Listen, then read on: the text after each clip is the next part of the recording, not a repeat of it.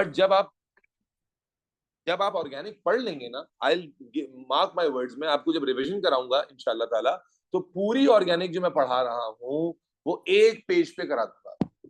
लेकिन आप कैसे फिर आप पूरी ना पढ़ाएं, एक पेज ही करा दें, तो बस मसला ये है कि एक पेज आपको उसी वक्त समझ आएगा जब आपने पूरी ऑर्गेनिक पढ़ी हो। तो ऑर्गेनिक बिल्कुल भी मुश्किल नहीं है। The only thing which you need to focus on is discipline, attend class, miss नहीं होनी चाहिए, और रिविजन। तुम्हें कुछ भी नहीं करना जब तक ऑर्गेनिक खत्म नहीं होगी, तुमने ऑर्गेनिक का पास पेपर खोलना भी नहीं हो, क्योंकि होगा भी नहीं। लेकिन जब ऑर्गेनिक को पढ़ रहे हो उस वक्त रिविजन करते रहना है। तो दो चीजें बड़ी इंपॉर्टेंट है। जब तक ऑर्गेनिक चल रही है तुम पुराने टॉपिक के पास पेपर क्वेश्चंस करो, उसकी क्वेरीज को मार्क करो, और ऑर्गेनिक को रिवाइज करते रहो। और वंस ऑर्गेनिक पूरी हो जाएगी तो हम ऑर्गेनिक में हर एक सब टॉपिक के पासवर्ड्स क्लास में भी करेंगे, और फिर आपके मुंह पर मार देंगे ऑर्गेनिक का पूरा सेक्शन प्रैक्टिस करने के लिए, जो काफी आसान होता है। और जब आप ऑर्गेनिक पूरी पढ़ लेते हैं ना, तो यू स्टार्ट रियलाइजिंग कि देखने में तो बहुत बड़ी लग रही थी, लेकिन जब आप दूर से देखेंगे, तो मैं अभी बताऊं आपको कि 14-15 चीजें हैं जो आपने सीखी। 14-15 से ज्यादा नहीं है, 14 to 15 कॉन्सेप्ट्स हैं जो आप सीखोगे, एंड दैट्स इट। तो ऑर्गेनिक इतनी बड़ी है नहीं। हाँ, क्योंकि आप पहली दफा पढ़ रहे हो तो शुरू में लगेगा कि हाँ थोड़ी सी लेंदी हो रही है। तो इसलिए भाई ये स्ट्रैटेजी बड़ी जरूरी है, आप समझ लें कि ऑर्गेनिक की कोई क्लास मिस नहीं करनी है। ठीक है, और कोई अगर आपका क्लास, और क्लास के अंदर आप लोगों का एक और बड़ा मसला है कि आपके मुंह में ही कुछ फंसा हुआ होता है, तो जब क्लास में इनपुट इंटरेक्शन की जरूरत है वो आप नहीं करते, तो साइलेंट रहने से ऑर्गेनिक का आप जब रिकॉल नहीं करेंगे, क्लास में भी नहीं करेंगे, बैठे रहेंगे यूं करके, तो इवेंचुअली 2 सेशंस तक तो याद रहेगा, तीसरे सेशन में भी शायद याद रहे, चौथे सेशन से चीजें मिक्स होना शुरू हो जाएंगी और वहां से गड़बड़ हो जाएगी खास तौर पे। अच्छा, फिर क्या ऑर्गेनिक से छोड़ दें भाई, आपको समझा देते हैं। ऑर्गेनिक से पेपर 1 में आउट ऑफ 40 कम से कम 8 सवाल आएंगे। 32 के बाद, क्वेश्चन 32 के बाद 33 से लेकर 40 तक सारे क्वेश्चंस ऑर्गेनिक के होंगे। और ऐसे पेपर्स भी हैं जिसमें क्वेश्चन 28 के बाद सारे क्वेश्चन ऑर्गेनिक। तो मान लीजिए कि 8 मिनिमम और 12 मैक्सिमम क्वेश्चंस ऑर्गेनिक से आएंगे, तो भाई ग्रेड कैसे आएगा अगर ऑर्गेनिक अच्छी नहीं होगी। फिर नहीं खत्म नहीं होती, पेपर 2 का पूरा एक सवाल जो कम से कम 9 मार्क का या मैक्सिमम 12-13 मार्क का होगा, वो भी पूरा ऑर्गेनिक से आएगा। तो जनाबे अली, अगर आप मिनिमम साइड भी पकड़ के चले, वहां से 10 मार्क और वहां से 8 मार्क, 18 मार्क तो ये हो गए। फिर पेपर 4 आ जाए एटीपी का, उसमें भी ऑर्गेनिक स्ट्रक्चर आ जाता है ड्रॉ करने का 3-4 नंबर का। तो कुल मिलाकर बात यह है कि आपका जो पेपर है केमिस्ट्री का 140 मार्क का, टोटल पेपर 1, 2 और 4 को मिला के 140 में से लगभग 25 मार्क्स मिनिमम ऑर्गेनिक से ही मिलेंगे। तो भाई 25 मार्क्स के मतलब ये हो गया कि ग्रेड का तो ऊपर नीचे हो जाएगा सारा हिसाब किताब। अगर आप अपने आप को देख रहे हैं as an A star student, तो फिर वो ए स्टार तो नहीं आ सकता। 25 मार्क अगर आप एक सेक्शन में कटवा देंगे तो फिर आपका ए स्टार कहां से आएगा। और अगर आप अपने आप को समझ रहे हैं कि यार अल्लाह पास करा दे, फिर तो पास होने के भी लाले पड़ सकते हैं अगर एक सेक्शन ही आपका इतना, जबकि आसान सेक्शन है। मैं बार बार कह रहा हूँ ऑर्गेनिक बहुत आसान है, जैसे हम पढ़ेंगे ऑलमोस्ट सीधी सीधी आती है। असल में पास पेपर में जो चैप्टर मुश्किल है वो रिडॉक्स है, एसिड बेसिस है, ये चैप्टर मुश्किल है।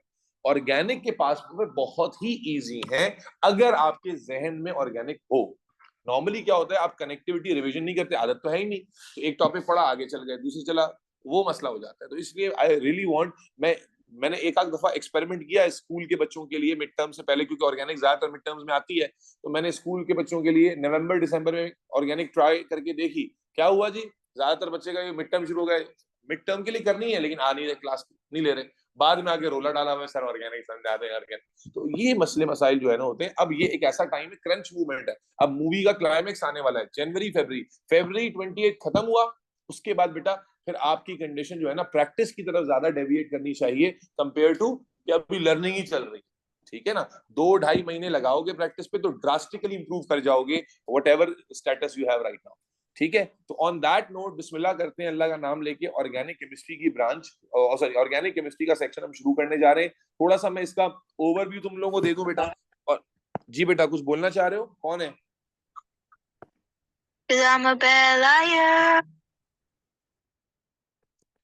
आज मैं समझ गया हूँ कि कोई जो है ना, ये जो नाम आया था ना शुरू में, इससे लग पता क्या था कि किसी को आज खारिश हो गई है ना।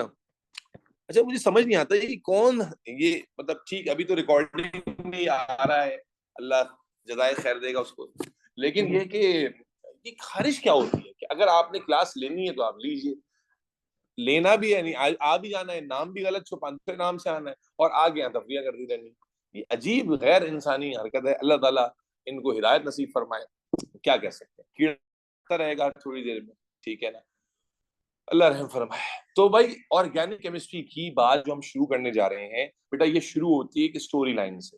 ये स्टोरी सिर्फ इसलिए समझाना जरूरी है, ये स्टोरी समझना सुनना इसलिए जरूरी है कि इस स्टोरी लाइन से आपका थोड़ा सा एक तो इंटरेस्ट डेवलप हो जाता है ऑर्गेनिक में, थोड़ा इंटरेस्टिंग है। और फिर ऑर्गेनिक अलग से क्यों पढ़ रहे हैं भाई, केमिस्ट्री तो केमिस्ट्री होती है, ये क्या हुआ है ऑर्गेनिक ऑर्गेनिक, तो वो हुआ क्यों बना ये भी समझना जरूरी है। ऑल्दो कि ये स्टोरी लाइन जो आप सुनेंगे 10-15 मिनट की स्टोरी लाइन सिर्फ सुनने वाली है, इसलिए कुछ छापना वापना नहीं है, जहां से मैं लिखूंगा वहीं से आप भी लिखें, ठीक है जी। तो ऑर्गेनिक केमिस्ट्री की शुरुआत कैसे होती है जरा सुनते हैं, ठीक है, 10 मिनट की आपसे तवज्जो चाहिए मेरे भाई। हुआ ये कि केमिस्ट्री जब केमिस्ट्री वाज अ ब्रांच, यानी it was a newly discovered branch of science, तो उसमें जो केमिकल कंपाउंड्स की स्टडी हम कर रहे थे उस वक्त, those were very simple compounds जो कि नेचुरल रिसोर्सेज से आपको हासिल होते थे, like air, atmosphere, sand, water. इन चीजों से जो आपको कंपाउंड्स, केमिकल कंपाउंड्स हासिल हो रहे थे, उनके ऊपर स्टडी चल रही थी। तो इनिशियल केमिस्ट्री में जिस तरह के कंपाउंड्स हम स्टडी कर रहे थे, those like water, carbon dioxide, carbon monoxide, nitrogen, nitrogen dioxide, sulphur dioxide, these kind of compounds, तो ये सारे कंपाउंड उस वक्त डिस्कवर्ड थे और इन्हीं के ऊपर केमिस्ट्री बेस करती थी। उस वक्त एक बहुत फेमस केमिस्ट था जिसने कार्बन डाइऑक्साइड को भी डिस्कवर किया, इसका नाम था J. Berzelius. He was the famous scientist at that time, क्योंकि कार्बन डाइऑक्साइड जो एक बड़ी एसेंशियल गैस है लिविंग ऑर्गेनिज्म के लिए, उसको डिस्कवर करने वाला यही माश है। तो बर्जीलियस साहब एक दिन बैठे हुए हैं और वो, अच्छा, केमिस्ट्री का कॉन्सेप्ट क्या था उस वक्त, केमिकल, जैसे अगर मैं आज बोलूं तुम्हें केमिकल रिएक्शन, तो केमिकल रिएक्शन का वर्ड सुनते तुम्हारे दिमाग में क्या आता है, धमाके, वो ये और वो, ये सब चीजें, चेंज। तो इसी तरह उस वक्त जो केमिकल रिएक्शन का कॉन्सेप्ट था, जो आज भी है, कि केमिकल रिएक्शन क्या होता है, एक ऐसा प्रोसेस जिसमें किसी सब्सटेंस की प्रॉपर्टीज इंटायरली क्या हो जाती है, चेंज। फॉर एग्जांपल हाइड्रोजन की प्रॉपर्टी क्या होती है, it's a highly flammable gas, oxygen जलाने के लिए जरूरी होती है, लेकिन जब हाइड्रोजन ऑक्सीजन केमिकली कंबाइन होते हैं तो दे फॉर्म वाटर। और क्या वाटर जलने को सपोर्ट करता है, बताओ, क्या वाटर आग को, फ्लेम को सपोर्ट करता है, नहीं। तो मालूम हुआ इंटायरली प्रॉपर्टीज क्या हो गई, चेंज। लेकिन घर में मेहमान आए, आपने टैंक का पाउडर लिया, पानी चीनी ली, घोल के सोल्यूशन तैयार कर लिया, तो क्या ये केमिकल रिएक्शन कर लिया तुमने, नहीं, क्योंकि अभी इसमें टैंक की प्रॉपर्टी, पानी की प्रॉपर्टी और शुगर की प्रॉपर्टी तीनों शामिल है, चेंज नहीं हुई। तो एक फिजिकल रिएक्शन होता है और एक केमिकल रिएक्शन होता है। तो केमिकल रिएक्शन किसे समझा जाता था, एक ऐसा प्रोसेस जिसमें सब्सटेंस की प्रॉपर्टी इंटायरली क्या हो जाए, चेंज हो जाए। तो मेरे भाई बर्जीलियस साहब, अभी अजीब फनी बात है, लेकिन देखो ऑब्जर्वेशन ही से दरवाजे खुलते हैं। बर्जीलियस बैठे बैठे गाय को, काओ को ऑब्जर्व कर, अब यानी ऑर्गेनिक की शुरुआत के अंदर जो है एक गाय का रोल, वो क्या ऑब्जर्व कर रहे हैं, वो ऑब्जर्वेशन जो हम सब ने की हुई है, कि एक गाय जो है वो अपना जो चारा होता है, घास फूस, वो खाती है, ठीक है, और घास फूस खाने के बाद वो आपको मिल्क देती है एज अ प्रोडक्ट, और गोबर देती है, दोनों उसी गाय से मिल रहा है, और दोनों को प्रोड्यूस करने के लिए वो घास फूस खा रही है। मुझे बताओ, क्या मैं अगर, या हम घास फूस खा लेंगे तो दूध बन जाएगा हमारे अंदर, बोलो ना, हंसने की बात इसमें। अगर मैं वो चारा खा लूं, आप वो चारा खा लें, तो क्या मिल्क हमारी बॉडी खुद ब खुद प्रोड्यूस कर लेगी क्या, नहीं कर लेगी। अच्छा, फिर वो चारा खाकर वो दूध भी बना रही है और गोबर भी बना रही है, क्या गोबर में दूध की कोई प्रॉपर्टी है कि आप कहीं, यहाँ चलो आज दूध नहीं मिला, गोबर चाट लेते हैं, कभी ऐसा होगा क्या, नहीं होगा। या दूध पी रहे उसमें से गोबर की स्मेल आ रही है, कभी ऐसा भी नहीं होगा कि यार दूध पी रहे, नहीं अजीब सा लग रहा है, ये लगता है गोबर।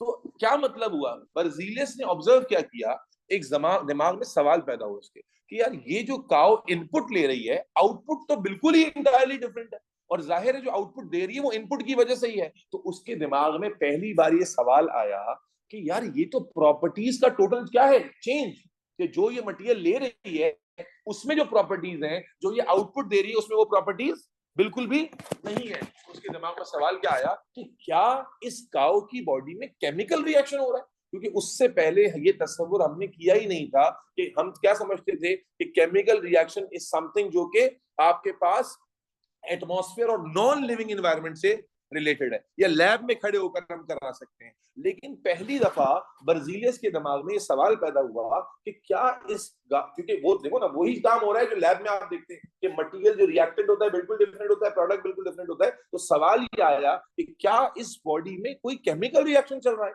तो मेरे भाई इसका जवाब कैसे मिलता कि उसने गोबर की, दूध की, घास फूस की केमिकल एनालिसिस शुरू कर दी, उस वक्त तक की जो टेक्निक थी उनको यूज करते हुए। और ना सिर्फ इनकी बल्कि और चीजें जो लिविंग रिसोर्सेज थी, अब तक हमने लिविंग रिसोर्सेज को केमिस्ट्री के तौर पर नहीं देखा था, लेकिन मेरे भाई अब बर्जीलियस ने इन केमिकल कंपाउंड्स की जो लिविंग रिसोर्सेज से ताल्लुक रखते थे उनकी एनालिसिस शुरू कर दी। और मेरे भाई जब उन्होंने इस तरह के कंपाउंड्स को, सब्सटेंसेस को एनालाइज करना शुरू किया तो मेरे भाई वो हिल गए। जो केमिस्ट्री उनको आती थी वो सारी एक तरफ हो गई। क्यों?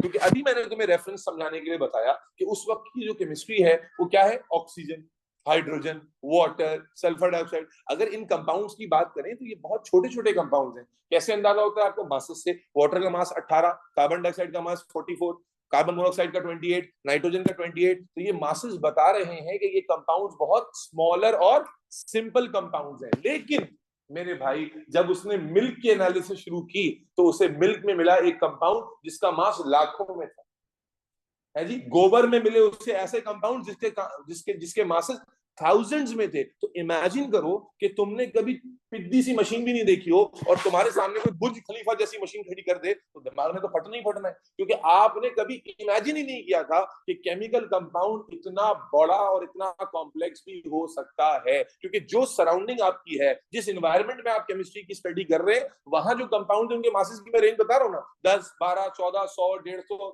इतने ही है, बस इतनी केमिस्ट्री। तो उससे अंदाजा होता है कि केमिकल कंपाउंड छोटे छोटे होते हैं। लेकिन मेरे भाई जब लिविंग ऑर्गेनिज्म के अंदर मौजूद कंपाउंड लाइक मिल्क, गोबर, फलां ढिमकाना, इनकी एनालिसिस शुरू हुई और बर्जीलियस चूंकि एक फेमस आदमी था तो सारी दुनिया इनके पीछे पड़ी इस तरह के कंपाउंड्स पे, लिविंग रिसोर्सेज से। फ्लावर, जूसेस, जितने भी लिविंग कंपाउंड्स की रिसोर्सेज है उनकी केमिकल एनालिसिस हुई और पता ये चला कि सारे इन लिविंग कंपाउंड्स के अंदर तो दुनिया ही अलग है, क्योंकि इनके अंदर जो केमिकल कंपाउंड्स मौजूद हैं they are way too big and complex. तो ये था वो पॉइंट जहां से आपने देखा कि केमिस्ट्री का एक नया ही डायरेक्शन शुरू हुआ, एक ऐसे कंपाउंड्स की केमिस्ट्री जो बहुत बड़े और कॉम्प्लेक्स हो। क्योंकि इन तमाम कंपाउंड्स में एक कॉमन फैक्टर था, और वो क्या, कि ये सारे कंपाउंड्स किससे ताल्लुक रखते थे? लिविंग लिविंग ऑर्गेनिज्म से। ये सारे कंपाउंड, पौधे भी तो लिविंग होते हैं ना, तो ये सारे कंपाउंड्स ताल्लुक रखते थे इससे, लिविंग ऑर्गेनिज्म से। मेरे बच्चे इस रेफरेंस से समझना, इस रेफरेंस से कि क्योंकि ये सारे कंपाउंड लिविंग ऑर्गेनिज्म से डायरेक्टली या इनडायरेक्टली ताल्लुक रखते हैं, इस रेफरेंस से इन कंपाउंड्स को ऑर्गेनिक कंपाउंड्स का नाम दिया गया। ऑर्गेनिक को, ऑर्गेनिक का नाम जो आप दे रहे हैं ना, ये ऑर्गेनिज्म से लिया गया, ऑर्गेनिज्म से लिया गया है, इसलिए इसको ऑर्गेनिक कह रहे हो मेरे भाई। लिविंग ऑर्गेनिज्म से ऑर्गेनिक बनी है। जो आज आप ऑर्गेनिक ऑर्गेनिक का नारा मार रहे हो वो इसलिए कि ये कंपाउंड जब डिस्कवर हुए हैं और इन्होंने एकदम ही कोई तहलका मचा दिया। क्यों? क्योंकि उस रेफरेंस में ये ऐसे कंपाउंड्स थे जो इंतहाई कॉम्प्लेक्स थे और बहुत बड़े कंपाउंड्स थे। तो क्योंकि इन सारे कंपाउंड्स में क्या कॉमन था कि सबका ताल्लुक डायरेक्टली इनडायरेक्टली किससे था? लिविंग ऑर्गेनिज्म से था। तो इस रेफरेंस से इन कंपाउंड्स को क्या नाम दे दिया गया? Organic compounds. और इनकी केमिस्ट्री को क्या कहा गया? Organic chemistry. ये तो हो गई पहली पहली डेफिनेशन कि ऑर्गेनिक का वर्ड कहां से आया। समझ आती है बात? लेकिन बेटा बात यहां पर खत्म नहीं होती। आपने ये डिस्कवर कर लिया, ऑर्गेनिक केमिस्ट्री की बुनियाद रख दी, लेकिन एक सवाल, क्योंकि साइंटिस्ट जो होता है ना वो वाई को तलाश करता है, क्यों, कैसे, हाउ। तो मेरे भाई हम जैसे लोग नहीं थे वो कि जनाब हाँ हो गया, नहीं। अब सवाल क्या था एक साइंटिफिक दुनिया में कि how can such a complex chemical composition is existing, कैसे एग्जिस्ट कर रही है इतनी बड़ी केमिकल कॉम्पोजिशन, इतने बड़े बड़े स्ट्रक्चर जिनके मासेस लाखों में। तो मिसाल के तौर पे आज फार्मेसी पे जाना और विटामिन डी के इंजेक्शन मिलते हैं, ऑर्गेनिक की बात कर रहे हैं बेटा, विटामिन डी के इंजेक्शन मिलते हैं, अक्सर लोगों को पीने के लिए दिए जाते हैं। आप आज कुछ भी नहीं करना, खरीदना भी नहीं, विटामिन डी के इंजेक्शन मंगवाना, उसके डब्बे पे उसका मॉलिक्यूलर मास लिखा होता है, 10 लाख आयु होता है, 10 लाख आयु का मास, इंटरनेशनल यूनिट उसका यूनिट है, उस इतना मास है। तो सोचो इतना बड़ा कंपाउंड होगा जब भी तो इतना बड़ा मास है ना।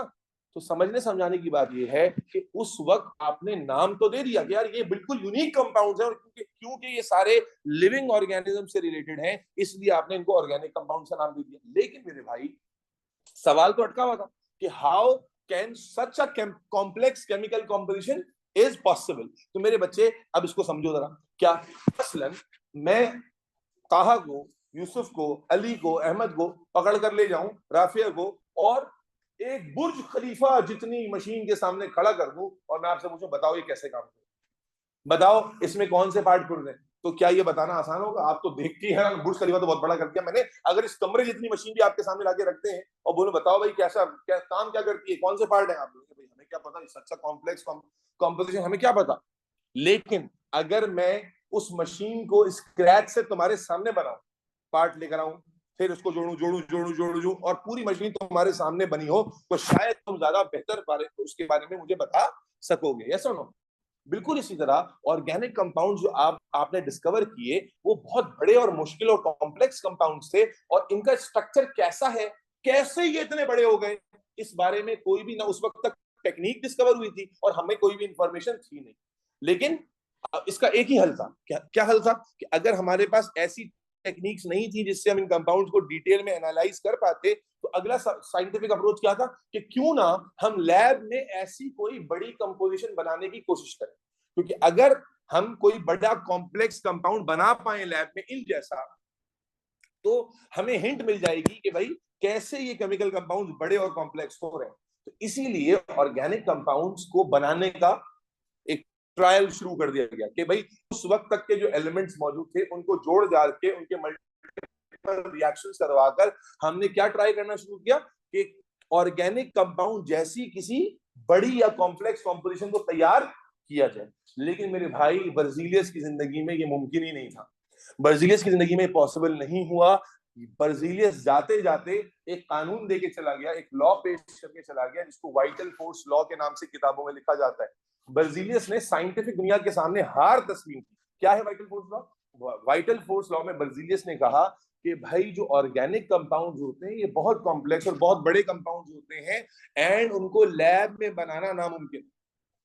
ऐसे कॉम्प्लेक्स कॉम्पोजिशन को लैब में बनाना नामुमकिन है। सिर्फ इनको वाइटल फोर्स ऑफ नेचर यानी कुदरत जानती है कैसे बने। अल्लाह रसूल जानता है, कुदरत जानती है कि भाई ये कैसे बनेंगे। आपकी लिविंग बॉडी को पता है, बताया गया है, वाइटल फोर्स ऑफ नेचर जानती है कि कैसे बनाना है। हम नहीं बना सकते। लैब में इन कंपाउंड्स को बनाना क्या है, नामुमकिन है। इस लॉ को कहा गया वाइटल फोर्स लॉ, और वो भारत बर्जीलियस मर गया और ये लॉ रह गया। और ऑर्गेनिक कंपाउंड आप तरह तरह के डिस्कवर कर रहे थे लिविंग रिसोर्सेज से, और हर organic compound was a big complex compound. लेकिन उसके बारे में सिवाय इसके कि हाँ क्या कंपाउंड, इसके अलावा आप कुछ भी नहीं कर पा रहे थे, क्योंकि आपके पास ना टेक्निक्स थी और ना ही आपने इस जैसा कोई कंपाउंड लैब में बनाया था। ट्राई बहुत किया लेकिन ऐसी कोई केमिकल कॉम्पोजिशन बना नहीं पा रहे। यहां तक कि मेरे भाई बर्जीलियस के मरने के बाद वाइटल फोर्स लॉ आ गया, लॉ है ये, पास हो गया, दुनिया ने एक्सेप्ट किया। क्योंकि एक्सेप्ट कौन नहीं करता? जिसने बनाया होता, किसी से नहीं बना। तो बर्जीलियस एक फेमस साइंटिस्ट था, उसकी बात को माना गया कि भाई ऑर्गेनिक कंपाउंड इतने कॉम्प्लेक्स है कि नेचर बना सकती है, वाइटल फोर्स ऑफ नेचर से बन सकते हैं, इंसान लैब में नहीं बना सकता। ये लॉ आया, बर्जीलियस मर गया। बर्जीलियस के मरने के 80 साल देखो, अंधेरा जब ज्यादा होता है ना तो फिर सुबह सुबह भी करीब होती है। और जब इंसान बात, मैं इससे पैगाम हमेशा बच्चों को देता हूँ कि जब सूर्य सारी दुनिया ने मिलकर कोशिश की तो नहीं हुआ, और जब होने का वक्त आया, जब भाई वो मानते हो ना मानते हो, लेकिन जब फैसला था कि कुछ होना है तो फौरन से हो गया। तो इसीलिए जो मेहनत करने वाले हमारे, वैसे तो आप मेहनत भी नहीं कर रहे, तो सिर्फ मेहनत करने से नतीजा नहीं आता, मालिक का फजल भी चाहिए होता है। तो समझिएगा 80 साल गुजरने के बाद एक यंग केमिस्ट जिसका नाम था वोलर, ठीक है, रैमजन, आपकी ए लेवल केमिस्ट्री की किताब है, आपकी अब तो चलती नहीं है, बड़ी काफी मोटी किताब है, अब तो छोटी शॉर्ट बुक्स आ गई है। उसमें लिखा हुआ है कि वोहलर की उम्र उस वक्त 21 साल थी, 21 ईयर्स ऑफ एज। आप सोचें 21 साल का हमारा नौजवान क्या कर रहा है, 21 साल की उम्र है, ठीक है। वोहलर 80 साल गुजर चुके हैं, नौजवान लड़का है, यंग असिस्टेंट केमिस्ट था। किसका केमिस्ट था? नील बोहर का। अब छोड़ो यार, तुम्हें तो इंटरेस्ट, स्टोरी में इंटरेस्ट भी नहीं है, तो बस एक वोलर नाम का एक शख्स था, ठीक है। और वोलर नाम का एक शख्स एक दिन लैब में, इसका जो उस्ताद था बोहर, नील बोहर, इसने उसको एक काम दिया कि भाई ये एक इनऑर्गेनिक कंपाउंड है, अमोनियम साइनेट। अमोनियम साइनेट एक इनऑर्गेनिक कंपाउंड होता है जिसका फॉर्मूला होता है NH4। अमोनियम साइनेट एक इनऑर्गेनिक कंपाउंड है जिसका फॉर्मूला होता है NH4CNO। ये एक इनऑर्गेनिक कंपाउंड है अमोनियम साइनेट। तो बोहर ने क्या कहा, बोहर ने इसको कहा कि भाई मैं जा रहा हूं, तो तुम इस कंपाउंड का ना बॉइलिंग पॉइंट निकाल के रखो जरा। अच्छा, बॉइलिंग पॉइंट कैसे निकाला जाता है? जब मैं आपसे कह दूं कि भाई ये मटेरियल है, इसका बॉइलिंग पॉइंट निकालो, तो क्या करना होता है? आपने उसे एक क्लोज सिस्टम में हीट करना होता है, और हीट स्लोली करना होता है, ताकि टेम्परेचर जब बढ़ रहा है तो आपको नजर आए, और जब टेम्परेचर बढ़ते बढ़ते बढ़ते बढ़ते बढ़ना बंद हो जाए, that is the boiling point. तो वोलर भी यही कर रहा था, बोर देके चला गया। वोलर साहब जो है अमोनियम साइनेट का बॉइलिंग पॉइंट निकाल रहे थे, he was boiling ammonium cyanate. होने का जब मौका आया तो क्या हुआ कि जब उसने टेम्परेचर नोट करना था, टेम्परेचर भाई टेम्परेचर स्लोली ग्रेजुअली बढ़ते बढ़ते बढ़ते बढ़ते सर्टेन पॉइंट पर आकर क्या करेगा, रुकेगा, वहां उसको नोट करना था। लेकिन हुआ ये कि उससे यहां पर हुई गलती कि जब टेम्परेचर स्टेशनरी हुआ उस दौरान, पता नहीं अल्लाह बेहतर जाने, वो डिटेल नहीं लिखी हुई कि आंख लग गई या कहीं चला गया, बहरहाल हीट कंटिन्यू हुई। जहां पर टेम्परेचर की रीडिंग लेनी थी वहां तक हीट, वो वहां रोकना था हीट को, लेकिन वो हीट गई एक्सेस में। और जब एक्सेस में हीट गई और जैसे एकदम से वो वापस आया रीडिंग लेने के लिए, तो उसने देखा कि जो अमोनियम साइनेट बॉइल हो रहा था उसका रंग रूप चेंज हो गया।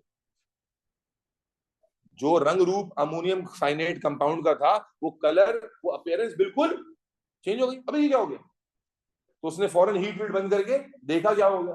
तो जब उसने देखा ठंडा करने के बाद कि रंग रूप चेंज हो गया, तो ये क्या हो गया?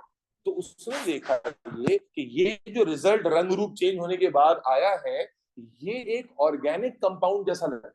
अच्छा, क्या उस वक्त तक ऑर्गेनिक कंपाउंड बहुत सारे हम डिस्कवर कर चुके थे? भाई ऑर्गेनिक कंपाउंड निकाल तो रहे थे ना हम लिविंग रिसोर्सेज से। तो एक बड़ा फेमस ऑर्गेनिक कंपाउंड है, जिसका नाम आपने भी सुना है, यूरिया। नाम सुना यूरिया? ये यूरिया जो आपके फर्टिलाइजर में भी इस्तेमाल होता है। तो जो ऑर्गेनिक, यानी जो जब एक्सेस में उसने हीट दे दी, और वो अनप्लान्ड था, एक्सीडेंट था ये, तो एक्सीडेंटली उसने जब एक्सेस में हीट दे दी, तो इस एक्सेस हीट के बाद उस कंपाउंड का क्या हुआ, रंग रूप चेंज हो गया। और चेंज होकर जो उसकी अपीयरेंस आई, वोहलर ने जब उसको देखा तो उसे लगा कि यार ये तो यूरिया जैसा लग रहा है।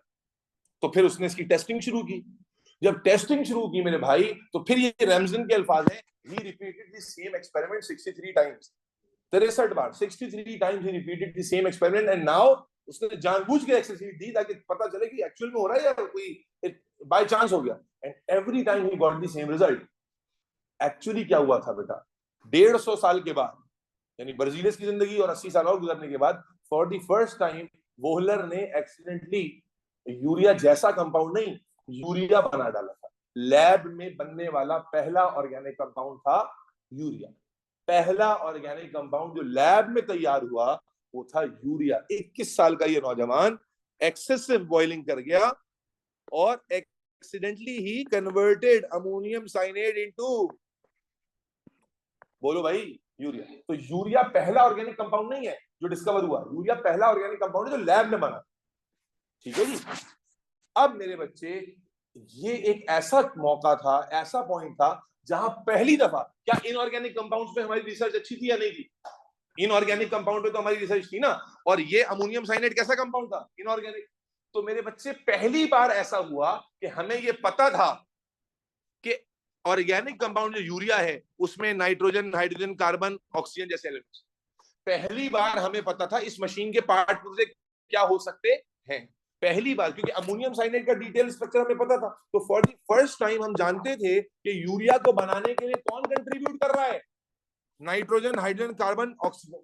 तो मेरे बच्चे, हुआ क्या कि पूरी साइंटिफिक दुनिया, आपको क्या लगता है 150 साल के बाद ऐसा हुआ तो तहलका नहीं बचा? साइंटिफिक दुनिया में खलबली मच गई, अरे भाई ऑर्गेनिक कंपाउंड तैयार हो गया। तो पूरी साइंटिफिक दुनिया नहा धो के पीछे पड़ गई इन एलिमेंट्स।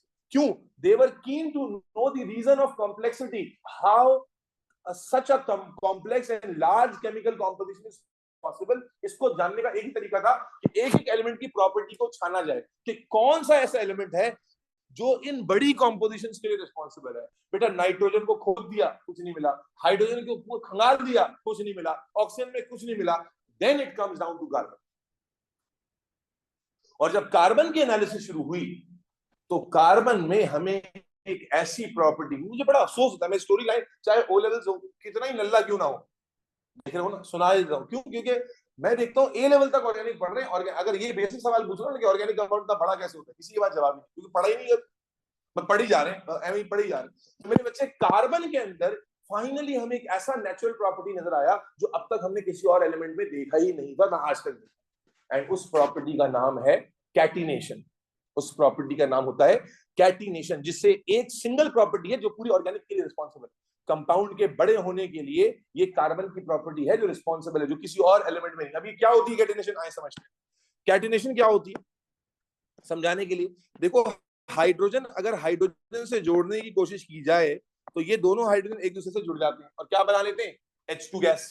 क्या बना लेते हैं, H2। लेकिन अगर मैं इसमें तीसरा हाइड्रोजन जोड़ना चाहूं तो ये कभी भी मुमकिन नहीं होता, हाइड्रोजन तीसरे हाइड्रोजन को एक्सेप्ट नहीं करता। इसी तरह अगर ऑक्सीजन में ऑक्सीजन के साथ जोड़ूं तो वी ऑल नो क्या बन जाता है, O2। और अगर एक और ऑक्सीजन जोड़ूं तो O3 भी बन जाता है अंडर स्पेशल कंडीशन, जिसको ओजोन कहते हैं। लेकिन अगर मैं इसके बाद मजीद O जोड़ने चाहूं तो फिर नहीं मुमकिन। इसी तरह अगर मैं सल्फर की बात करता हूं, सल्फर, तो सल्फर में मैं S से S जोड़ूं, S2, फिर S3, फिर S4 और यहां तक के S8 तक ये जाता है। कहां तक जाता है, तुम्हें पढ़ा नहीं है, मेरी बात में भरोसा रखो, S8 तक जाता है और उसके बाद मजीद एडिशन पॉसिबल नहीं होता। लेकिन मेरे भाई कार्बन की तो गेम ही अलग है। कार्बन में क्या एबिलिटी है कि वो अपने दूसरे कार्बन, अपने भाई कार्बन के साथ जुड़ता ही चला जाता है। आपने सी में सी जोड़ा, C2, फिर सी जोड़ा, C3, फिर सी जोड़ा, C4, C5, C6, C7, C8, C9, और आज भी हमें नहीं पता कि इसकी लिमिट कहां है। आज भी हम नहीं जानते कि हम कितने कार्बन को एक साथ जोड़ सकते हैं। देयर आर कंपाउंड जिसमें लाखों कार्बन एक दूसरे के साथ जुड़े। तो इसका मतलब क्या हुआ कि अगर कार्बन कार्बन से जुड़ता ही चला जाएगा तो क्या स्ट्रक्चर बड़ा नहीं होगा, कोई लिमिट ही नहीं है। अगर बाकी एलिमेंट्स को देखा जाए तो बॉन्डिंग में हम क्या देखते हैं कि वो आपस में जुड़ने की उनकी एक लिमिट है, और सल्फर उसमें सबसे ऊपर आता है जिसमें S8 है। 8 एटम से एक साथ जुड़ जाते हैं सल्फर के। लेकिन कार्बन में क्या देख रहे हैं कि कार्बन में ये एबिलिटी अनलिमिटेड कैपेसिटी है। अब तक भी still don't know the limit. तो मेरे बच्चे फिर हमें फॉर द फर्स्ट टाइम पता चला, ओ तो ये है मामला, ये कैटिनेशन की वजह से कार्बन बड़े बड़े स्ट्रक्चर्स फॉर्म कर पा रहा है।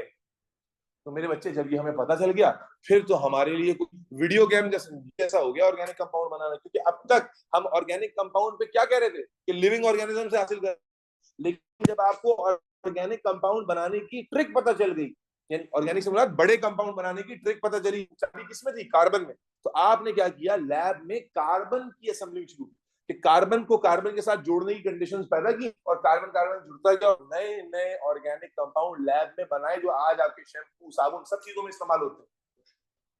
समझ आ रही है बात। तो मेरे बच्चे ऑर्गेनिक कंपाउंड्स, यानी ये आप समझो कि जब ये एबिलिटी हमें पता चल गई ना कार्बन की, तो उससे पहले ऑर्गेनिक कंपाउंड का नंबर बहुत थोड़ा था। लेकिन कैटिनेशन की डिस्कवरी के बाद ऑर्गेनिक कंपाउंड की तादाद में इमेंसली इजाफा हुआ। क्यों? क्योंकि हम सिर्फ लिविंग ऑर्गेनिज्म से हासिल नहीं कर रहे थे ऑर्गेनिक कंपाउंड को, बल्कि अब हमने लैब में भी तरह तरह के ऑर्गेनिक कंपाउंड बनाना शुरू कर दिए। और वो जो डेफिनेशन थी कि ऑर्गेनिक कंपाउंड क्या होते हैं, जो लिविंग ऑर्गेनिज्म से हासिल, क्या वो डेफिनेशन वैलिड रह सकती थी? क्योंकि अब ऑर्गेनिक कंपाउंड आप लैब में ही बना रहे थे ना, तो अब वो डेफिनेशन की वैलिडिटी क्या हो गई, खत्म हो गई। इसलिए मेरे बच्चे उस डेफिनेशन को भी रिजेक्ट किया गया, ऑल्दो के नाम कैरी हो रहा है आज तक ऑर्गेनिक, लेकिन डेफिनेशन आज जो आप पढ़ते हैं वो ये थोड़ी है कि लिविंग ऑर्गेनिज्म के कंपाउंड ऑर्गेनिक कहलाते, क्योंकि आज तो आप बहुत सारे ऑर्गेनिक कंपाउंड लिविंग ऑर्गेनिज्म के अलावा बना रहे हैं। समझ आई? तो मेरे बच्चे उसके बाद जो ऑर्गेनिक का कॉन्सेप्ट आया वो ये आ गया कि compound of carbon, compound of carbon, complex compound of carbon are called organic. और आज की तारीख में ये भी डेफिनेशन नहीं है, इससे एडवांस डेफिनेशन आ गई वो बताऊंगा और वहीं से लिखी है। बात समझ आई? ये स्टोरी थी जो कंप्लीट हुई। तो ये है ऑर्गेनिक की एवोल्यूशन की, किस तरह ऑर्गेनिक केमिस्ट्री का जो है ना वो सिलसिला शुरू हुआ और किस तरह ऑर्गेनिक कंपाउंड एक बहुत ही डिफरेंट वैरायटी के कंपाउंड से compare to the normal variety of compound. तो क्योंकि जब आपने इस कैटेगरी को ऑर्गेनिक का नाम दिया तो इसके अलावा जितने भी कंपाउंड थे वो क्या बन गए, इनऑर्गेनिक। जब आपने इस कैटेगरी को ऑर्गेनिक कहा तो इसके अलावा सारे क्या बन गए, इनऑर्गेनिक। ठीक हो गया? अब मेरे बच्चे, अब मैं स्किप करूं जल्दी करके, अब उस पे आ जाओ जो आपके सिलेबस का पार्ट है कि मेरे भाई ऑर्गेनिक कंपाउंड चूंकि तेजी से बढ़ रहे हैं, तो तरह तरह के ऑर्गेनिक कंपाउंड आप बना रहे थे, तो ऑर्गेनिक केमिस्ट्री देखते ही देखते बहुत बड़ी हो गई, बहुत ज्यादा वैरायटी के इसमें कंपाउंड शामिल हो गए। तो थी एक ऐसे डेफिनेशन की जो हर तरह के कंपाउंड को इंक्लूड कर ले ऑर्गेनिक में। तो मेरे बच्चे, हमने ऑर्गेनिक को आज की तारीख में जब हम डिफाइन करते हैं ना, तो हम एक दरख्त की तरह करते हैं। देखो दरख्त जो होता है, ट्री, ट्री का क्या होता है, रूट होती है, रूट से स्टेम निकलती है, स्टेम से ब्रांचेस निकलती है, ब्रांचेस से और ब्रांचेस निकलती है, उससे और ब्रांचेस निकलती है, उसमें लीव्स आते हैं, फ्लावर्स आते हैं, और कितना वो पैटर्न ना, फैलने वाला पैटर्न। तो लेकिन अगर उसमें रूट ही ना हो तो कुछ भी होगा क्या, रूट ना हो तो कुछ भी नहीं होगा। लेकिन अगर सिर्फ रूट हो तो आहिस्ता आहिस्ता स्टेम भी आ जाएगी, ब्रांचेस भी आ जाएंगी, लीव्स भी आ जाएंगे, फ्लावर्स भी आ जाएंगे, ऐसा ना। तो मेरे बच्चे, आज की ऑर्गेनिक चूंकि बहुत बड़ी हो चुकी है, तो आज की ऑर्गेनिक में जो रूट की हैसियत है ना, वो जिस ग्रुप ऑफ कंपाउंड्स के, उनको हम कहते हैं हाइड्रोकार्बन्स। क्या कहते हैं? आज की ऑर्गेनिक केमिस्ट्री एक दरख्त की तरह बहुत ज्यादा फैल चुकी है, जिसमें अगर हम गौर से देखें तो हमें पता चलता है इसकी जो बुनियाद है, जो वो क्लासेस ऑफ ऑर्गेनिक कंपाउंड जिनसे हम सारे ऑर्गेनिक कंपाउंड बना सकते हैं, वो कौन सा ग्रुप है? हाइड्रोकार्बन का। तो आज का जो डेफिनेशन बेटा ऑर्गेनिक का है, जो आपको लिखना पड़ेगा अगर आप डेफिनेशन पूछी जाए, वो क्या है? लिसन वेरी केयरफुली, लिखते भी है। आज की तारीख में ऑर्गेनिक कंपाउंड को कैसे डिस्क्राइब करते हैं, डिफाइन करते हैं? कंपाउंड्स, अभी लिखे लिखे सॉरी, अबे यार तुमसे ही टकराए जा रहे हैं, ठीक है? कौन से कंपाउंड्स ऑर्गेनिक कंपाउंड्स कहलाते हैं मेरे बच्चे? Hydrocarbons, hydro and their derivatives.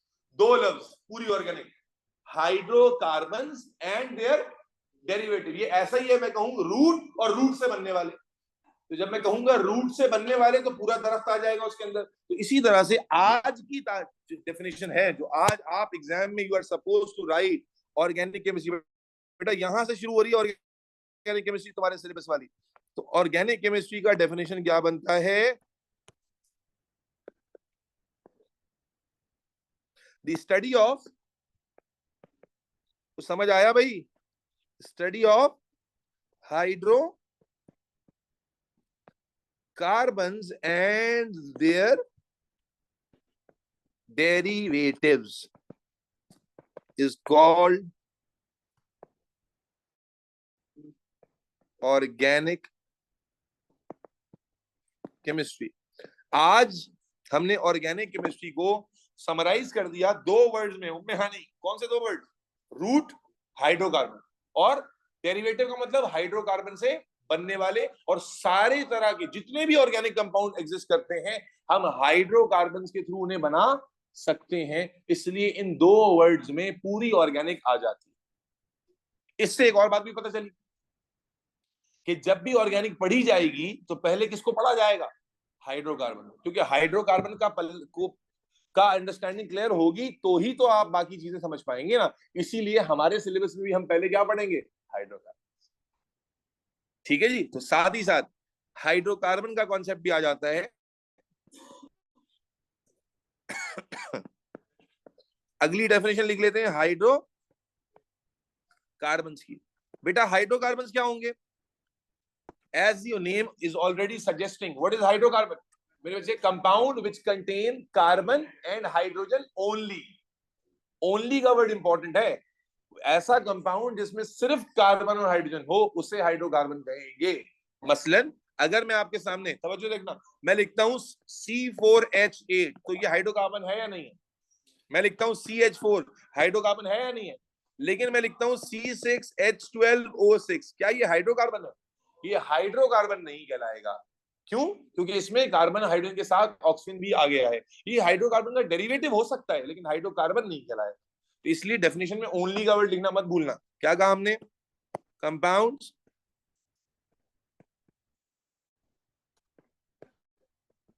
which contain carbon and hydrogen only।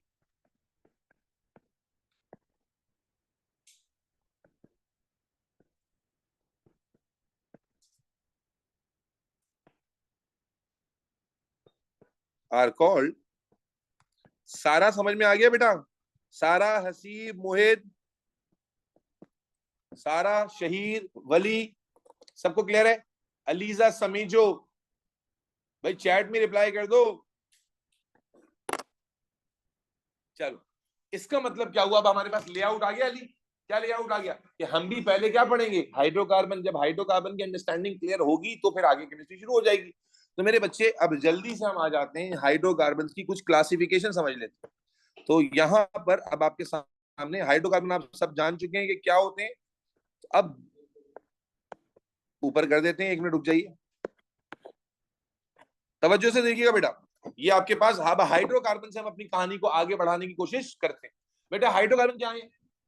Compounds of carbon and hydrogen only. अब मेरे बच्चे जितने भी हाइड्रोकार्बन हैं उन्हें हम दो कैटेगरीज में, अच्छा वैसे तो एक्चुअल क्लासिफिकेशन अगर आप गूगल पे देखेंगे डिफरेंट है, लेकिन चूंकि आप ओ लेवल में पढ़ रहे हो, पहली दफा पढ़ रहे हो, तो काफी सिंप्लीफाइड वर्जन आप पढ़ने वाले हो। तो हाइड्रोकार्बन्स को अगर हम क्लासिफाई करते हैं तो primarily they are divided into two categories, saturated hydrocarbons and unsaturated. बेटा वन गो, दिमाग को समझाओ, एक गो में याद करना है सब कुछ। Saturated hydrocarbons, unsaturated. जितने भी हाइड्रोकार्बन हैं we categorize them into two categories, saturated and unsaturated. अब इसको भी समझें, इसका कॉन्सेप्ट समझें।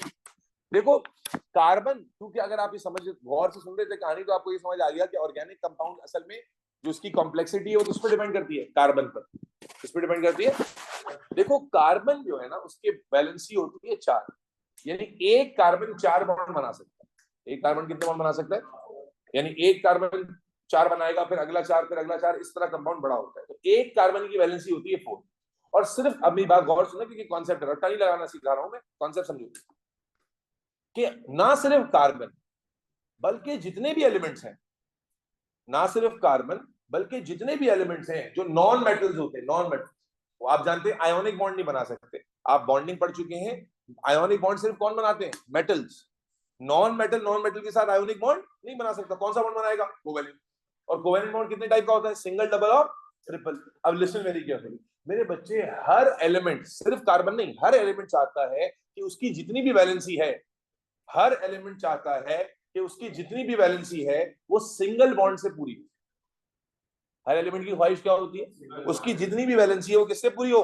सिंगल बॉन्ड से। मसलन अगर कार्बन की वैलेंसी 4 है तो कार्बन चाहेगा कि वो 4 वैलेंसी ऐसे पूरी करे, सिंगल बॉन्ड बना के, क्योंकि वैलेंसी को कई आपके सर और कैसे पूरी होगी भाई? देखो अगर मैं यूं 2 डबल बॉन्ड बना दूं तब भी तो 4 बॉन्ड बन गए, नहीं बन गए हैं? या अगर मैं एक डबल और ये 2 सिंगल बना दूं तब भी 4 हो गए।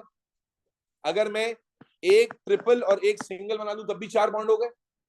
ठीक है ना? तो कार्बन या कोई भी एलिमेंट चाहता है कि उसकी जितनी भी वैलेंसी है, 1 है, 2 है, 3 है, 4 है, वो सिंगल बॉन्ड से पूरी हो। क्यों? वैसे तो इसकी लॉजिक है सिग्मा और पाई बॉन्ड, जो आपके सिलेबस की बात नहीं है, मैं आपको आसान तरीके से समझाता हूं। मसलन आपको शदीद भूख लग रही है, आप घर पहुंचे, भूख से हालत खराब हो रही है, बेचारा कुछ भी आए खा लो। घर पहुंचे, क्या बनाया अम्मी खाने? बचला, अम्मी की तबीयत सही नहीं थी तो अम्मी ने सुबह की जो रोटियां नाश्ते में बनाई थी वो बची हुई हैं, और जो है ना वो आज तुरई अम्मी ने बना दी जल्दी से, ऐसी बस तुरई की सब्जी अम्मी ने बना दी है, वो पड़ी। भूख शदीद लग रही है, आपने बोला ओ तुरई, ओहो चल, लेकिन भूख बर्दाश्त नहीं हो रही, ऑर्डर मंगाने का भी टाइम नहीं है, भूख इतनी ज्यादा शदीद लगी है। आप क्या करते हैं? उस सब्जी के साथ वो कड़क हुई भी रोटी खा लेते हैं, पेट भर लेते हैं। पेट भर गया लेकिन मजा नहीं आया, चस नहीं आया, है जी। दूसरा केस है, उतनी ही भूख लग रही है, नेक्स्ट डे आप आते हैं, लेट्स से ज्यादा लोगों की फेवरेट डिश बिरयानी होती है तो मैं बिरयानी एग्जांपल देता हूँ। उतनी शदीद भूख लग रही है, आप घर के दरवाजे पर पहुंचे और जो बिरयानी आप फैंटेसाइज कर सकते हैं आज अम्मा ने वैसी ही बिरयानी बना डाली है, और उसकी खुशबू दरवाजे तक आ रही है। बिरयानी दम पर है, उसकी खुशबू दरवाजे तक आपको महसूस हो रही है, और वही एग्जैक्ट स्मेल जो आप जो इमेजिन करते हैं जब आपका दिल चाहता है कि आज आइडियल बिरयानी। अब आप गए, अम्मी ने बिरयानी अभी अभी दम से उतारी, गरम गरम बीफ के या चिकन जो भी आपको पसंद है, और गोश्त निकाला और आपको परोसा। अब भी आप खाना खाओगे, पेट अभी भी भरोगे, लेकिन चस आएगी या नहीं आएगी? आप बोलोगे अल्हम्दुलिल्लाह पेट भर गया, आज मजा आ गया, है जी। यही होगा ना भाई? इधर देख लो ना, ऐसे ही होगा या नहीं होगा? तो दोनों एग्जांपल्स में समझना क्या था, तुम बिरयानी में मत अटक जाना। समझाने की बात ये थी कि दोनों ही केसेस में पेट भरा या नहीं भरा, ये समझो। दोनों केसेस में पेट भरा, लेकिन एक में सेटिस्फैक्शन भी हुई और एक में नहीं। बिल्कुल इसी तरह कार्बन या कोई भी एलिमेंट चाहता ये है कि उसकी जो भूख है ना, भूख, वो जो वैलेंसी है, भूख है, वो किससे पूरी हो? सिंगल बॉन्ड से। Single bond is like biryani. अगर कार्बन की वैलेंसी 4 है, कार्बन की वैलेंसी कितनी है? 4 है, तो वो चारों की चारों वैलेंसी सिंगल बॉन्ड से पूरी हो, बिरयानी खा के पूरी हो। लेकिन अगर बिरयानी अवेलेबल नहीं है तो भूखा तो नहीं रहेगा ना, तो फिर मजबूरी में डबल या ट्रिपल बॉन्ड भी बना लेगा। समझना, सेटिस्फैक्शन की शर्त क्या है? अगर कार्बन के चारों बॉन्ड सिंगल हो तो ऐसा ही है कि कार्बन ने अपनी 4 बॉन्ड्स की भूख भरी है, बिरयानी खाकर। और अगर कार्बन के पास बिरयानी अवेलेबल नहीं है, भूख लग रही है, वैलेंसी पूरी करनी है, वैलेंसी तो पूरी करनी है, तो फिर अगर उसके लिए 4 सिंगल बॉन्ड बनाना मुमकिन नहीं है, तो या वो एक डबल बना लेगा, या 2 डबल बना लेगा, या एक ट्रिपल एक सिंगल बना लेगा, जो मैंने तुम्हारे सामने भी लिखा, और पेट भर लेगा, लेकिन चस नहीं आएगी, सेटिस्फेक्शन नहीं होगी। तो मेरे बच्चे, अगर आप वर्ड पर गौर करें, जो मैंने अभी कहा कि hydrocarbon are classified into 2 types. कौन सी 2 टाइप्स? सैचुरेटेड एंड, तो सैचुरेटेड अंग्रेजी का वर्ड है, कोई लैटिन वर्ड नहीं है। सैचुरेटेड का मतलब क्या होता है? मुकम्मल, है जी। और अनसैचुरेटेड का मतलब क्या होता है? इनकम्प्लीट, जहां पर अभी गुंजाइश बाकी हो। तो मेरे बच्चे, ऐसे हाइड्रोकार्बन जिनमें कार्बन के सारे बॉन्ड सिंगल है, कार्बन के सारे बॉन्ड सिंगल का मतलब कार्बन का पेट मुकम्मल तौर पे भरा हुआ है, चस आई हुई है, कार्बन की वैलेंसी कंप्लीटली सेटिस्फाइड है, कंप्लीट तो है, सेटिस्फाइड भी है, ऐसे हाइड्रोकार्बन को क्या कहेंगे? Saturated hydrocarbon. जिसमें कार्बन का पेट, कार्बन की जितने, अगर 10 कार्बन है, 10 के 10 कार्बन के सारे बॉन्ड कैसे हो? सिंगल हो। उसकी जो वैलेंसी है वो सारी सिंगल बॉन्ड से पूरी हुई भी हो, सारे बॉन्ड सिंगल हो, तो हम कहेंगे ये वो हाइड्रोकार्बन हैं जो मुकम्मल हो गए, जिनको चस आ गई, जिनका पेट अच्छे से ना सिर्फ भरा बल्कि तशफ्फी भी हो गई, मजा भी आ गया, ये है सैचुरेटेड हाइड्रोकार्बन। और अगर ऐसा हाइड्रोकार्बन है जिसमें एक भी डबल बॉन्ड आ जाए, या एक से ज्यादा आ जाए, या एक भी ट्रिपल बॉन्ड आ जाए, या एक से ज्यादा आ जाए, है जी, तो ऐसे हाइड्रोकार्बन में हम कहेंगे पेट तो भर गया लेकिन चस नहीं आई, पेट तो भरा लेकिन वैलेंसी कंप्लीटली सेटिस्फाई, कंप्लीट तो हुई, सेटिस्फाई नहीं हुई। तो मेरे बच्चे, हम कहेंगे ये हाइड्रोकार्बन है जो क्या है? अनसैचुरेटेड। समझ आई बात? अनसैचुरेटेड। जब आप इंशाल्लाह आगे आगे कभी केमिस्ट्री पढ़ोगे तो आप इसका रीजन भी समझोगे कि असल में इसका रीजन क्या है। सिंगल बॉन्ड सिग्मा बॉन्ड होते हैं जो मजबूत होते हैं। अगर मैं सिर्फ नाम के बगैर समझाऊं तो सिंगल बॉन्ड ना, सिंगल बॉन्ड ऐसे बनते हैं, देखो मेरे हाथ से बता दो, सिंगल बॉन्ड ऐसे बनते हैं, ऐसे, ये वाली ओरिएंटेशन, ये मजबूत होता है, और जब डबल और ट्रिपल आता है तो ऐसे बनता है साइड में, तो वो कमजोर होता है। इसलिए एलिमेंट चाहता है कि उसके सारे बॉन्ड कैसे हों? सिंगल। तो अब इसकी डेफिनेशन लिखवाते हैं आपको। खुलासा क्या है कि अगर सारे कार्बन के बॉन्ड सिंगल है, सैचुरेटेड, एक भी डबल है, एक भी ट्रिपल है, एक से, अच्छा चलो लिखो, डेफिनेशन लिखेंगे। अच्छा, ऑर्गेनिक में डेफिनेशंस काफी आती हैं एग्जाम में, लिखिए बेटा डेफिनेशन सैचुरेटेड की। Those hydrocarbons in which valency of carbon atom is completely satisfied by, बोलो, single covalent bond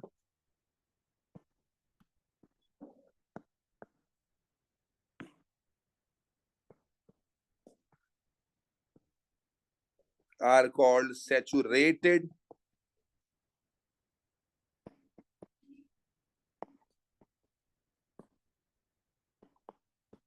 hydrocarbons.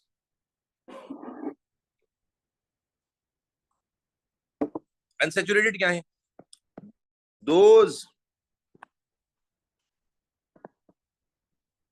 hydrocarbons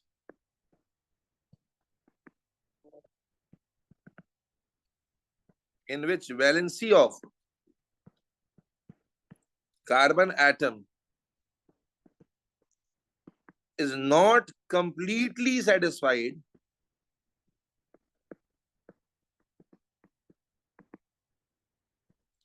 due to presence of carbon carbon double bond और कार्बन कार्बन ट्रिपल बॉन्ड, और both are called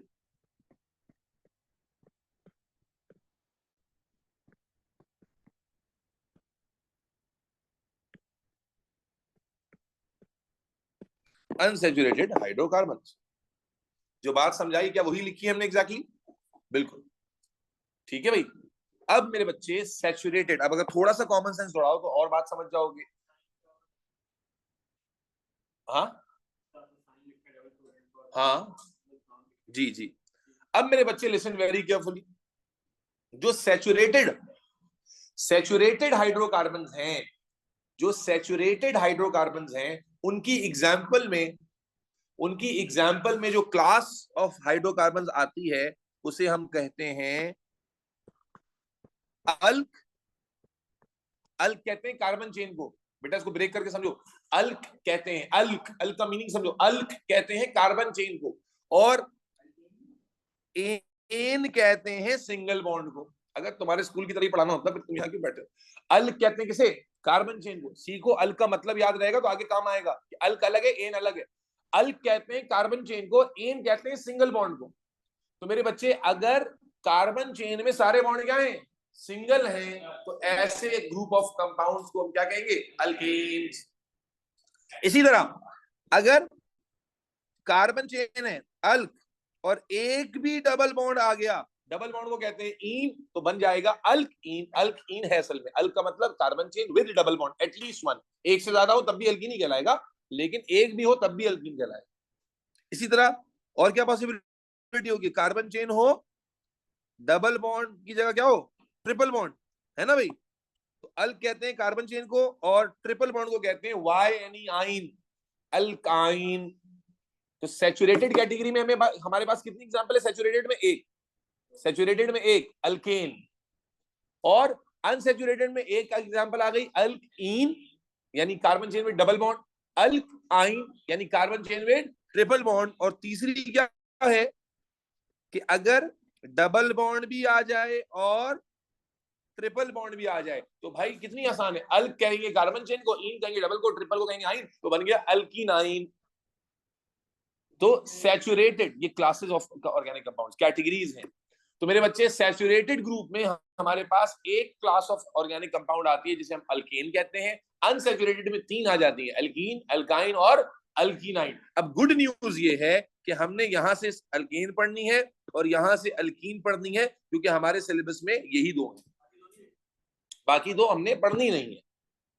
ठीक है, क्योंकि जो unsaturated behaviour है alkyne में पता चल जाएगा, वही बिहेवियर हमें अल्काइन में भी नजर आने वाला है, तो हम वो नहीं पढ़ेंगे, सिर्फ अल्केन और अल्कीन पढ़ेंगे। मालूम हुआ, लेआउट बन गया कि हाइड्रोकार्बन से शुरू कर रहे हैं और हाइड्रोकार्बन में दो ग्रुप कवर करने हैं, अल्केन और अल्कीन। सही है भाई, यहां तक बात समझ आ गई? अब इससे पहले मेरे बच्चे कि हम अल्केन को शुरू कर दें, क्योंकि असल में तो अल्केन की केमिस्ट्री पढ़नी है, तो उससे पहले जिस तरह आप कुछ बेसिक टर्म सीखते हैं, जब कोई नई लैंग्वेज सीख रहे होते हैं, कुछ बेसिक बातें सीखते हैं, इसी तरह ऑर्गेनिक केमिस्ट्री की भी एक नेमिंग है, ऑर्गेनिक केमिस्ट्री की भी एक नंबरिंग है, ऑर्गेनिक केमिस्ट्री की भी एक लैंग्वेज है, और वो लैंग्वेज आपको समझना जरूरी है। आपने सबने पढ़ी हुई है, लेकिन बस कभी ढंग से पढ़ी नहीं है, उसका यूजेज समझते ही नहीं है आप क्या है। जिस तरह आप गिनती करते हैं भाई, इंग्लिश में गिनती करते हैं 1 2 3 4, उर्दू में करते हैं 1 2 3 4, सिंधी में करते हैं हिक बार ट्रिपल, सिराइकी में अलग है, पश्तो में अलग है, हर जबान में गिनती अलग है ना। इसी तरह ऑर्गेनिक कंपाउंड्स में जो गिनती है वो है कार्बन की, और वो गिनती 1 कार्बन 2 कार्बन नहीं है, बल्कि वो गिनती अलग फॉर्म में है। तो आए जरा एक कॉलम ड्रॉ करते हैं और इस गिनती को भी समझते हैं। ठीक है जी, तो अब हेडिंग बना लीजिएगा, कॉलम, एक फ्रेश पेज ले लें, और आपका पेज छोटा है, आप हॉरिजॉन्टल घुमा लें उसको, तो फिर एक पेज पे ही आ जाएगा। एक पेज पर 6 कॉलम ड्रॉ कीजिए, 6 कॉलम्स, एक पेज पर 6 कॉलम ड्रॉ कर लिए बेटा।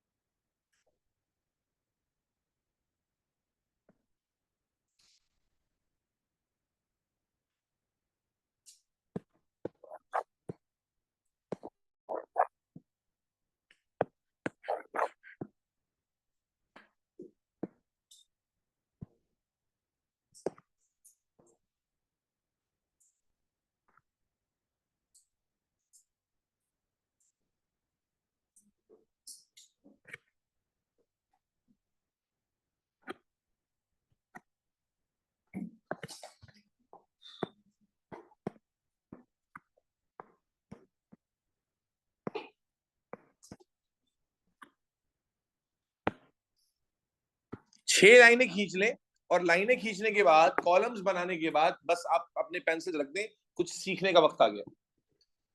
बेटा अगर आपने थोड़ा सा फोकस किया ना, तो आप यकीन कीजिए कि केमिस्ट्री की नॉलेज आपकी कहां से कहां पहुंच जाएगी, आपको खुद भी अंदाजा नहीं। मेरे बच्चे, मैं क्या सिखाने जा रहा हूँ, केमिस्ट्री हमने जो ऑर्गेनिक पढ़नी है उसमें कार्बन की या ऑर्गेनिक की भी एक लैंग्वेज है, और उस लैंग्वेज को समझना जरूरी है ताकि हम आगे रट्टा ना लगा रहे हो, बल्कि हमें कुछ सेंस भी आ रही हो। जैसे अभी मैंने कहा अल्क का कुछ मतलब होता है, अल्क कहते हैं कार्बन चेन को, एन का कुछ मतलब होता है, तो इसका मतलब जब आपको ये समझ आ गया कि एन का कुछ मतलब है, तो जिस चीज के आगे एन लगा होगा आप समझ जाओगे कि it is talking about single bond, इन लगा होगा तो डबल बॉन्ड। तो मेरे बच्चे, अब हमारे सिलेबस में कार्बन की कुछ नंबरिंग है। ज्यादातर एग्जाम में तो 5 कार्बन तक आती है, लेकिन सिलेबस में 10 कार्बन तक है। तो मेरे बच्चे शुरू करते हैं। हमारे पास जब एक कार्बन हो किसी कंपाउंड में, एक कार्बन को ऑर्गेनिक की लैंग्वेज में हम क्या कहते हैं? मेथ। अब ये आ गई, जैसे पश्तो में नंबरिंग है वैसी ऑर्गेनिक की नंबरिंग शुरू हो रही है। एक कार्बन के लिए क्या प्रीफिक्स आता है? मेथ। मेथ का मतलब है ऑर्गेनिक में, मेथ जब भी बोला जाएगा मतलब होगा एक कार्बन है कंपाउंड में, मेथ। 2 कार्बन हो तो एथ, मेथ एथ बोलना पड़ेगा। अभी रिदम, इसका राइमिंग भी, सॉन्ग भी बना के दिखाऊंगा तुम्हें जी। एथ लिखा होगा तो क्या मतलब होगा? 2 कार्बन। इथ्स का मतलब जब भी किसी कंपाउंड के आगे इथ्स लिखा होगा मतलब 2 कार्बन है उस कंपाउंड में। इसी तरह 3 कार्बन का 3 कार्बन को ऑर्गेनिक की लैंग्वेज में कहते हैं प्रोप। क्या कहते हैं? प्रोप। अब ये कैसे याद कैसे होंगे? बिल्कुल हो जाएंगे। Myth, eth, prop, myth, eth, prop. 4 carbon अगर हो तो उसको लिखते बट है लेकिन पढ़ते ब्यूट है। Myth, eth, prop, ब्यूट, myth, eth, prop, ब्यूट, myth, eth, prop, ब्यूट, myth, eth, prop, ब्यूट। 4 तक की गिनती थोड़ी चैलेंजिंग है, उसमें गड़बड़ हो जाती है, आगे की आसान है। Myth, eth, prop, ब्यूट, myth, eth, prop, ब्यूट, myth, eth, prop, ब्यूट, myth, eth, prop, ब्यूट। आप तो वो वाली जनरेशन ना, तो आज रात में अगर रैप सुनने का दिल चाहे तो अपना रैप बना लीजिए, myth, eth, prop, ब्यूट, myth, eth, prop, ब्यूट, यो पे यो यो। आगे चलें। 5 कार्बन से गिनती काफी आसान है। 5 कार्बन को कहते हैं पेंट। पीई है, पीए नहीं, पेंट। 6 कार्बन को कहते हैं हेक्स। 7 कार्बन को कहते हैं हेप। 8 कार्बन को कहते हैं ऑक। 9 कार्बन को कहते हैं नॉन। और फाइनली 10 कार्बन को कहते हैं डेक। तो वो असल में 5 के आगे गिनती आसान है क्योंकि आपने ज्योमेट्री में शेप्स पढ़ी होती है, पेंटागन, हेक्सागन, हेप्टागन, ऑक्ट, और अक्टूबर नवंबर दिसंबर से आपको ऑक्ट नॉन भी याद रहता है। गड़बड़ होती है मिथ इथ में। तो बेटा राइम क्या बनेगा? Meth eth prop but pent hex hept oct non dec. Meth eth prop but pent hex hept oct non dec. Meth eth prop but pent hex hept oct non dec. Meth eth, ठुमका हो जाए, ठुमका हो जाए यूसुफ। ब्यूटी बट है लेकिन पढ़ते but है। Meth eth prop but pent hex hept ऑफ नॉन डेक। अबे ओ भाई बोल ना, जबान हिला तो सही, बैठा हुआ है लोथड़े की तरह। याद है तो बोलने में क्या कबाहत है भाई? सोचो तुम लड़की है तो तुम निकाह कर रहे हो, उससे कबूले कबूले बोलना है, कैसे बोलोगे? जिस लड़की को फैंटेसाइज करते हो रातों को तुम, वो आ गई है तुम्हारे सामने। नहीं तो ख्वाब देखते रहते हैं, तकिए को ऐसे दबोच लेते हो है। Meth eth prop but pent hex hept ऑफ नॉन। अबे बोलना हीरो। ये तुमने बाल जो है ये एनिमल मूवी के रणबीर कपूर की तरह क्यों बढ़ा रहे हो भाई? वो भी जानवर था, तू भी जानवर ही बन जा। Meth eth prop but pent hex hept ऑफ नॉन डेथ। अब सुनिएगा बेटा, अगर कंपाउंड में एक कार्बन है और उस कार्बन ने सारे बॉन्ड सिंगल बनाए हुए हैं, तो एक कार्बन को क्या कहते हैं? एक कार्बन को क्या कहते हैं? मिथ। और सिंगल बॉन्ड को क्या कहते हैं? एन। तो बेटा अल्केन में नाम क्या बनेगा उसका? मिथ कहेंगे। एक कार्बन को सिंगल बॉन्ड बनाए हुए तो एन लग गया, और ये बाप रे मीथेन बन गया ये तो जब आप बचपन से मीथेन मीथेन सुनते आ रहे थे तो असल में वो 2 वर्ड्स को जोड़कर बोला जा रहा है। मिथ का मतलब, मिथ कहीं भी आएगा, जरूरी नहीं मीथेन में ही मिथ आता है। मीथेन आ जाए, मिथाइल आ जाए, मिथेनोल आ जाए, मिथ मिथ मिथ का मतलब एक कार्बन है। मिथ सिंगल बॉन्ड आ गया एन तो क्या बन गया? मीथेन। बताना, अगर 6 कार्बन आ रहे हैं तो हेक्स, और अगर सारे बॉन्ड सिंगल है तो एन, तो नाम क्या बना? हेक्सेन। अगर 10 कार्बन आ रहे हैं तो डक, डेक, 10 कार्बन को डेक और सारे बॉन्ड सिंगल है, सिंगल बॉन्ड को एन, तो नाम क्या बना? डिकेन। अगर 9 कार्बन आ रहे हैं तो नॉन, और अगर सारे बॉन्ड सिंगल हैं तो एन, बना क्या नाम? नोनेन है भाई। 5 कार्बन आ रहे हैं तो पेंट और सारे बॉन्ड सिंगल हैं तो एन। 3 कार्बन आ रहे हैं तो प्रॉप, सारे बॉन्ड सिंगल बना रहे हैं तो एन। 2 कार्बन, एन कहते हैं सिंगल बॉन्ड को। 2 कार्बन आ रहे हैं तो इथ, 2 कार्बन को इथ और सिंगल बॉन्ड है तो एन। 4 कार्बन है तो ब्यूट, सिंगल बॉन्ड है तो एन। 7 कार्बन है तो हेप्ट, सारे के सारे बॉन्ड सिंगल है तो एन। 8 कार्बन है तो ऑक्ट, सारे बॉन्ड सिंगल है तो एन, octane. Is that clear?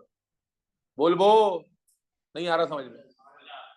इसी तरह क्या अल्कीन भी तो इसी तरह बनेगा ना? अगर मैं अल्केन के बाद एल्कीन पे चला जाऊं, मैं आपसे कहूं भाई 6 कार्बन है तो 6 कार्बन को क्या कहेंगे ऑनलाइन वालों? हेक्स। और एक भी डबल बॉन्ड आ गया तो डबल बॉन्ड को क्या कहते हैं? इन। क्लास के बाद मेरे साथ बाहर आ, क्या डबल बॉन्ड को इन कहते हैं? याद ही नहीं है, दिमाग है भूसा है। इसीलिए कह रहा हूँ क्लास के बाद मेरे साथ आना, मैं गाड़ी रिवर्स करूंगा, चढ़ा दूंगा आज तुम्हारे। 6 कार्बन को क्या कहते हैं? बोलो बेटा, पार्टिसिपेट करो। 6 कार्बन को क्या कहते हैं? हेक्स। और डबल बॉन्ड को क्या कहते हैं? इन। इतनी सी बेसिक सी बात है, single bond is an, double bond is in. तो क्या नाम बना? 5 कार्बन को क्या कहते हैं? पेंट। और डबल बॉन्ड को नाम सुना है? पेंटीन प्रोवी। शैम्पू कर करके आ रहे हो, पेंटीन का जो पेंटीन प्रोवी जो आपका शैम्पू है उसमें बेसिक कंपाउंड यही पेंटीन है, इसीलिए उसको पेंटीन कह रहे हैं। वजह समझ आई बात? इसी तरह अगर 9 कार्बन है तो क्या कहेंगे? अरहम, नॉन। और एक भी डबल बॉन्ड आ गया तो क्या लगा देंगे? अब ए नहीं लगेगा, क्या लग जाएगा? इन। तो नाम क्या बन गया? नोनीन। नोनीन। कितना मजा आ रहा है? 2 कार्बन है तो एथ, और डबल बॉन्ड आ गया तो इन।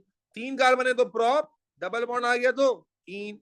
4 कार्बन है तो ब्यूट, डबल बॉन्ड आ गया तो इन। 7 कार्बन है तो हेप, डबल बॉन्ड एक भी आ गया तो इन। 8 कार्बन है तो ऑक्ट, डबल बॉन्ड एक भी आ गया तो इन। 10 कार्बन है तो डेक, डबल बॉन्ड एक भी आ गया तो इन, डेकीन।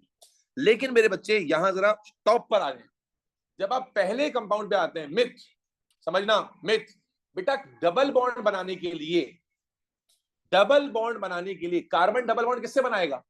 कार्बन डबल बॉन्ड किससे बनाएगा? हाइड्रोजन तो डबल बॉन्ड बनाता नहीं है। डबल बॉन्ड बनाने के लिए कार्बन को क्या चाहिए होगा? दूसरा कार्बन। तो इसका मतलब ये हुआ कि डबल बॉन्ड वाला जो क्लास है, एल्कीन वाली जो क्लास है, उसमें मीथीन जैसा कोई कंपाउंड नहीं होता। क्यों? क्योंकि भाई इन कब आएगा? जब डबल बॉन्ड बने। कौन सा double bond? Carbon carbon double bond. और कार्बन कार्बन डबल बॉन्ड बनाने के लिए कम से कम कितने कार्बन चाहिए? 2। तो खुलासा ये कि अल्केन की जो सीरीज है वो मीथेन से शुरू होती है, लेकिन अल्कीन की जो सीरीज है वो इथीन से शुरू होती है, 2 कार्बन से शुरू होती है। एक कार्बन वाली अल्कीन पॉसिबल नहीं है, क्योंकि डबल बॉन्ड बनाने के लिए दूसरा चाहिए carbon. Is that clear? Is that clear? तो बेटा क्या गिनती हुई? Meth, eth, prop, but, pent, hex, hept, oct, non, dec. और अल्केन के नाम कैसे पढ़ेंगे, अल्कीन के कैसे पढ़ेंगे? Is that clear? अरे तुम्हारा साबुन स्लो चल रहा है।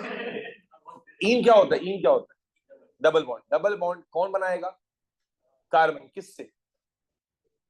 डबल बॉन्ड कार्बन किससे बनाएगा? हाइड्रोजन तो डबल बॉन्ड बनाता नहीं है, तो फिर कार्बन को डबल बॉन्ड बनाने के लिए क्या चाहिए होगा? एक और कार्बन।